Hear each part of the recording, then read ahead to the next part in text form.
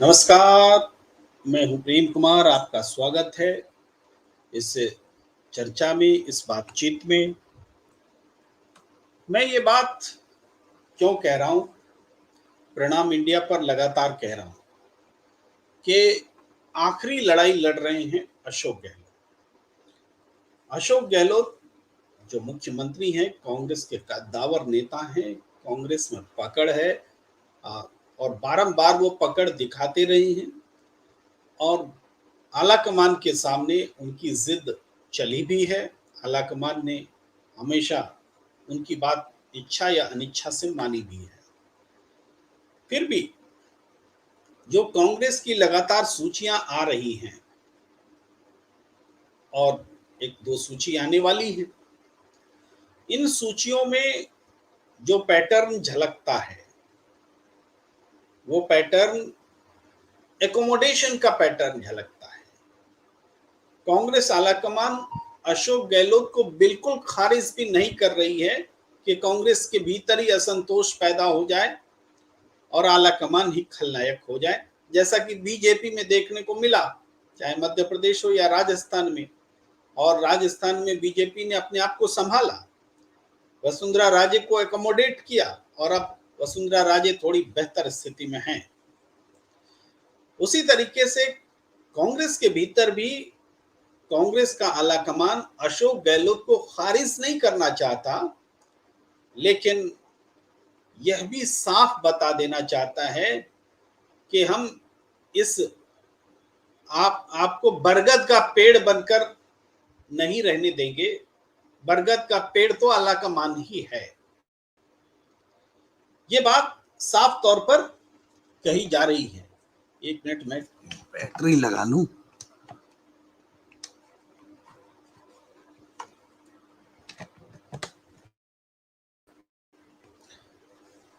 शुक्रिया इसे झेलने के लिए। एक बात साफ तौर पर यह कही जा रही है कि आलाकमान कांग्रेस में बदलाव चाहता है और यह बदलाव सचिन पायलट के इर्द गिर्द चाहता है और पार्टी के संगठनात्मक स्तर पर, संरचनात्मक स्तर पर एक मर्जी के साथ चाहता है। अगर जबरदस्ती थोपने वाली बात होती तो बीते समय में बहुत ऐसे दौर आए जब कांग्रेस आलाकमान राजस्थान में नेतृत्व परिवर्तन कर लेता, चाहे अंजाम जो हो। अंजाम पंजाब जैसे भी देखने को मिल सकते थे कि कांग्रेस चुनाव में साफ हो जाए। अंजाम आलाकमान होता है। पिछली दफा भारतीय जनता पार्टी ने अशोक जो राजस्थान की सरकार गंवाई और इस बार भी जो गंभीरता कम दिख रही है उसका भी कारण है। लेकिन कांग्रेस आलाकमान ने बहुत बुद्धिमानी से काम लिया। आहिस्ता आहिस्ता उस सचिन पायलट को कांग्रेस में वापस मजबूत स्थिति में लाया, जिस सचिन पायलट को अशोक गहलोत ने राजस्थान से लगभग आउट कर दिया था। यह जो एकोमोडेशन हुआ, इसको मानने के लिए अशोक गहलोत को मजबूर होना पड़ा। अब टिकटों के बंटवारे में प्रतीकात्मक लड़ाई रह गई है। 50-54 सीटें बाकी हैं, तो इन सीटों में अशोक गहलोत अब प्रतीकात्मक लड़ाई लड़ रहे हैं कि किसी तरीके से शांति धारीवाल को हम टिकट दिलाने में कामयाब हो जाएं। शांति धारीवाल जिनके नाम पर स्वयं सोनिया गांधी ने आपत्ति रखी। इसके अलावा बाकी दो नाम हैं, महेश जोशी और धर्मेंद्र राठौड़। उनमें सबको टिकट मिल जाए इसके लिए अशोक गहलोत बेचैन नहीं है। उनको बस एक संदेश देना है कि मैं मजबूत, मेरी चली। लेकिन जरा सोचिए, अगर आलाकमान मान भी लेता है कि चलिए कोई बड़ा किस्सा होने से रोकने के लिए शांति धारीवाल को टिकट दे देते हैं, सोनिया गांधी संदेश देती कि मैं मान गई, तो क्या अशोक गहलोत मजबूत हो जाएंगे? सोच कर देखिए। अशोक गहलोत क्या शांति धारीवाल को टिकट दिला करके मजबूत हो जाएंगे संगठन में? नहीं हो सकती। ऐसा दिखता है कि टिकटों के बंटवारे में सचिन पायलट के समर्थक लगभग 50 रह जाएंगे और 150 के करीब अशोक गहलोत के समर्थक रह जाएंगे। लेकिन ये बस दिखता है, ये सही तस्वीर है नहीं। सचिन पायलट के समर्थक जो हैं वो अशोक गहलोत से संघर्ष करके हैं, यानी नुकसान का खतरा मोल लेकर के हैं। और यकीनन ये समझिए कि कई लोगों ने बड़े नुकसान उठाए हैं इसलिए कि उन्होंने सचिन पायलट का साथ दिया। लेकिन अशोक गहलोत जी के साथ जो लोग हैं वो लोग कोई नुकसान का खतरा उठाकर नहीं है, वो बड़ा लग्जरी सिचुएशन में रहे हैं। उनके लिए तो अभी टिकट के बंटवारे के समय में आया है कि नुकसान होता है कि क्या होता है, टिकट बचती है कि नहीं बचती। तो जिनको टिकट मिल रहा है वो सब के सब अशोक गहलोत के लॉयलिस्ट हैं, ऐसा नहीं है। कांग्रेस पार्टी के साथ जो लोग हैं, और चूंकि सरकार अशोक गहलोत की रही, कांग्रेस की रही, तो इसमें फर्क कि अशोक गहलोत को छोड़कर कांग्रेस के साथ आए या कांग्रेस को छोड़कर अशोक गहलोत के साथ आए, ये फर्क दिखा नहीं। मानेसर वाली घटना में तो सचिन पायलट के साथ दिखा कि लोग सचिन पायलट के लिए ही खड़े हुए, चाहे गिनती जो भी रही। लेकिन अशोक गहलोत के लिए ही खड़े रहे, ऐसी गिनती अभी हुई नहीं। तो ये जो बात है, ये बात बहुत महत्वपूर्ण है। अशोक गहलोत ने गलत लड़ाई ठान ली। अशोक गहलोत अगर आलाकमान से मिलकर चले होते, सचिन पायलट से इस तरह की व्यक्तिगत कोई जिद नहीं पाली होती कि इस व्यक्ति को तो हम सीएम बनने ही नहीं देंगे, इस व्यक्ति को तो हम पार्टी में आने ही नहीं देंगे, इस व्यक्ति को तो हम देखना ही नहीं चाहते, ये निकम्मा है, ये नकारा है और ऐसा है और वैसा है। अगर ये एटीट्यूड नहीं होता, दिल बड़ा होता, तो किस पार्टी में अलग अलग गुट नहीं होते। गुट होना बहुत बुरी बात नहीं है, गुटबाजी होना बुरी बात है। गुट होना तो स्पर्धा को भी बढ़ा सकता है। दोनों अलग अलग प्रयास करें या दो से ज्यादा गुट अलग अलग प्रयास करें तो रिजल्ट ओरिएंटेड होकर अच्छा रिजल्ट ला सकता है। लेकिन गुटबाजी इसका उल्टा परिणाम दे देती है, अपना भी नुकसान कराती है, पार्टी का भी नुकसान कराती है। तो अशोक गहलोत ने जो गुट के जरिए गुटबाजी का माहौल बनाने में भूमिका निभाई, मैं अकेला जिम्मेदार नहीं मानता उनको, सचिन पायलट की भी जिम्मेदारी है। लेकिन सचिन पायलट के पास ऑप्शन नहीं था, विकल्प नहीं था। अब टिकट के बंटवारे के समय अब आलाकमान से कुछ टिकटों पर अशोक गहलोत मनवा लेंगे, कुछ टिकटें हो सकता है सचिन पायलट समर्थकों को न मिले, जैसा कि अभी बीते दौर में हुआ, कुछ टिकट नहीं मिले और इससे लोगों को की प्रतिक्रियाएं आ रही हैं। खिलाड़ी लाल बैरवा जैसे सचिन पायलट समर्थकों को टिकट नहीं मिली।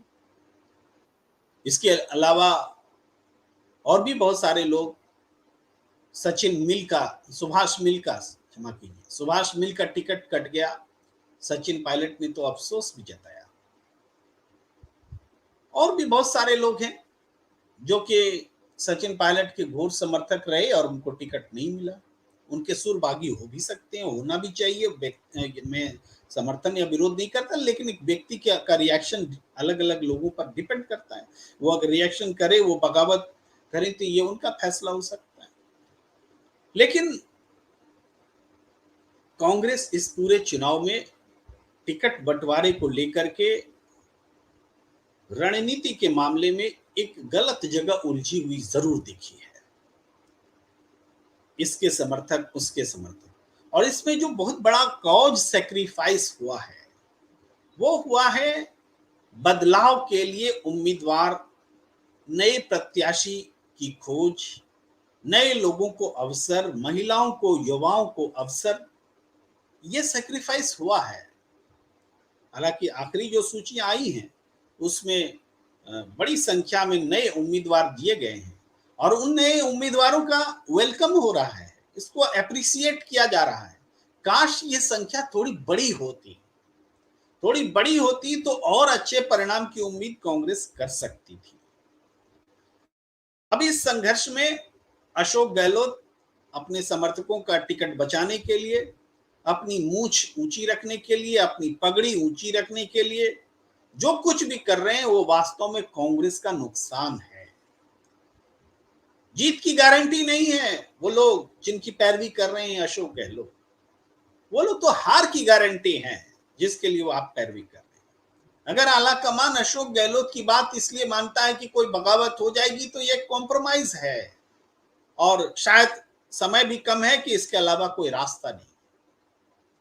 लेकिन 3 दिसंबर के बाद जब चुनाव नतीजे आएंगे और ये दिखेगा कि अशोक गहलोत के समर्थक कितने जीते हैं और सचिन पायलट के कितने जीते हैं और जो कांग्रेस के वास्तव में वो कितने जीते हैं, तो अशोक गहलोत अपनी हारी हुई बाजी को नंगी आंखों से देख रहे होंगे।